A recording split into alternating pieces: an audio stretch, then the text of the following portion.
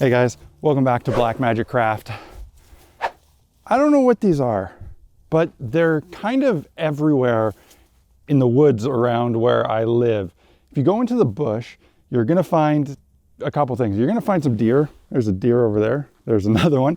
And you're gonna end up finding these weird stick tents. I don't know what they're called. I'm cautious to call them teepees. I don't think that's appropriate. Teepee is I believe, a Lakota word that means dwelling, and these are certainly not dwellings. I really think these are just things that kids make when they're playing. But the other day I was out in the woods here going for a walk with my daughter, and I stumbled upon these ones. Now there's a lot of them in the area, some of them that are quite large actually, but these two just really stood out to me because they seemed exceptionally creepy. That day it was really gloomy, and the water that you might be able to see behind us here a couple days ago had flooded this area as well. It's starting to dry out, but that scene of these weird stick constructions on a gloomy day sticking out of what looked like a swamp was super inspiring. I thought it looked really cool, and it really got my gears turning. It reminded me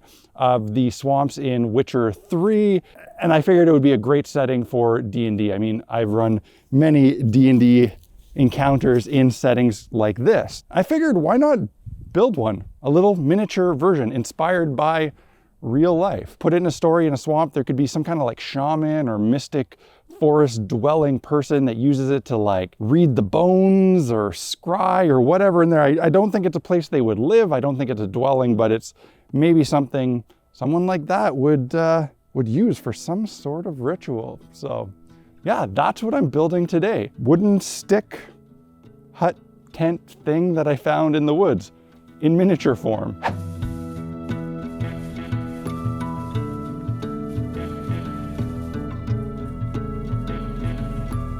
While I was in the woods, I collected a fair bit of twigs for this project from a variety of different trees. I took some poplar branches that I thought would be perfect in scale for mini birch or poplar tree trunks, but I put those aside for another project. They're still pretty green and I want them to dry out before using them. For this build, I stuck to totally dead and dried out twigs. This would both suit the look of the project and ensure that they would be more stable to use in a build. Normally, I avoid bases for buildings when possible, but this one really needed it, so I cut out a piece of MDF. I wanted something really resistant to warping for this, so I didn't screw around with chipboard. MDF can be beveled with a knife, but it takes a pretty long time on a thicker piece like this, so I ended up jumping outside and using an orbital sander for like 30 seconds to get a much better result with a fraction of the effort. Much like building one of these in real life, I started with a stick that had a Y shape at the top. Using hot glue, I started to assemble the structure. I wasn't worried about big hot glue globs on the base, as those would end up covered later, but I was pretty careful to be clean and sparing with the hot glue on the top joints. I was also careful to check each twig to make sure its bark was nice and secure. Now, I really wanted to preserve as much of the bark and mossy growth as possible, as it looked great, but on some of the twigs, the bark was ready to fall off, and that could mean disaster later. So any ones that had loose bark were stripped first by simply rolling them between my fingers.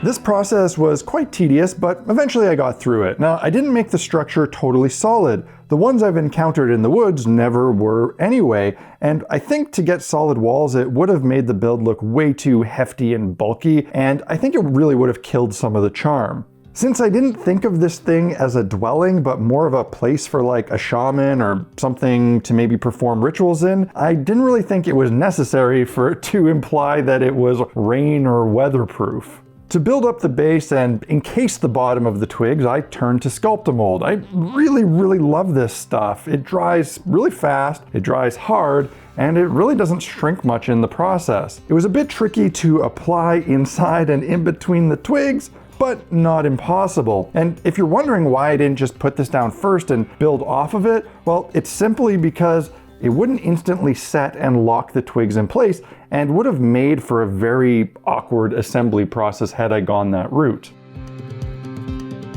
I didn't have any really dark brown paint, so I just mixed some up. I also mixed in some carpenter's glue to make it stronger. This is essentially the same step or idea as my usual Mod Podge and black paint mixture, but I wanted mud, and carpenter's glue would be perfectly fine as a stand-in for Mod Podge on a piece like this that could resist the shrinking of the glue and not cause any warping.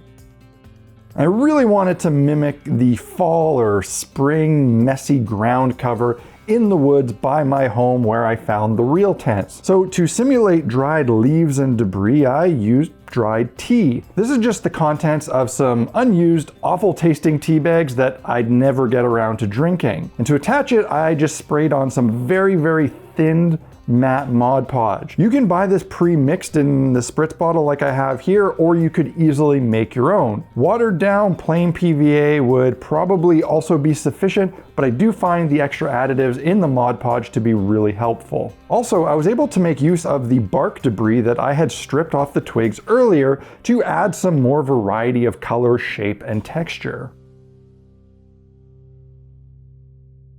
I did think that the structure needed something a little more to give it some character, so I decided to veer off from the real inspiration and give it a simple tarp door. For this I used paper towel soaked in that diluted Mod Podge. I really would have preferred something like a shop towel that had no texture, but this was all I had. So the little bit of texture on it would make it look more like burlap or fabric rather than say something like an animal hide. And normally I'd let this part dry before painting it, but I realized that painting the backside would be very difficult and you'd be able to see it through the cracks in the twigs. So while everything was still wet, I jumped over to the spray booth and hit it with some sepia wash in the hopes that it would soak up the color and go all the way through. This only half worked, and I had to awkwardly spray between the cracks a little bit to hit the entire backside. In the process, I also sprayed the ground covering and the twigs with the sepia wash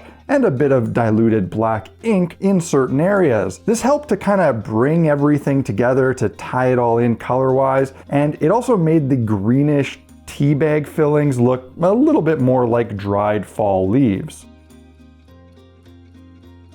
While that dried, I jumped back over to my workbench and worked on another little detail to dress up the piece. I figured a bone-reading shaman may indicate their place of work with some sort of sign, and what would be a more appropriate sign than a string of skulls and bones? The box of Citadel skulls is perfect for this, man. I'm getting so much mileage out of this purchase. I cut out a few human skulls, a bird skull, and a big piece of jawbone. For the rope, I like using this metal jewelry wire because it stays nice and stiff and it looks like rope at scale. The hard part though would be getting a hole in the tiny skulls to feed the wire through. At first, I tried drilling with a pin vise, but the particular plastic they use on these skulls is really hard to drill through as it sort of just melts and gums up the bit. Eventually, I had to go for a rotary tool, which is super difficult and sketchy on such a tiny piece. After a lot of fiddling, super glue, and baking soda mess, I got a usable piece that I primed in beige. To get it a nice bone color, I used some GW contrast paint, and in the process said, well, screw it, right? Why not just dip the whole thing in the pot? The piece was looking a little bit bland and monotone, so I added a few grass and bush tufts to give it just a bit of contrast. And because I love juxtaposition so much, I did decide to add some pretty little spring flowers around the creepy structure.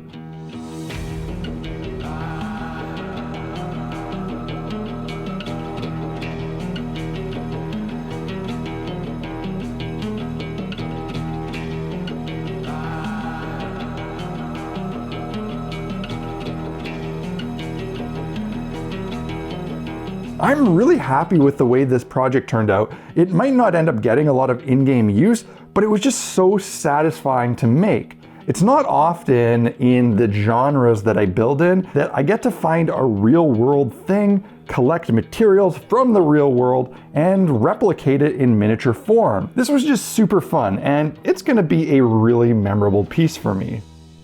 So what do you guys think? I think that was a pretty cool little project. I'm curious to know, are these things really common in the woods around where you live if you have woods?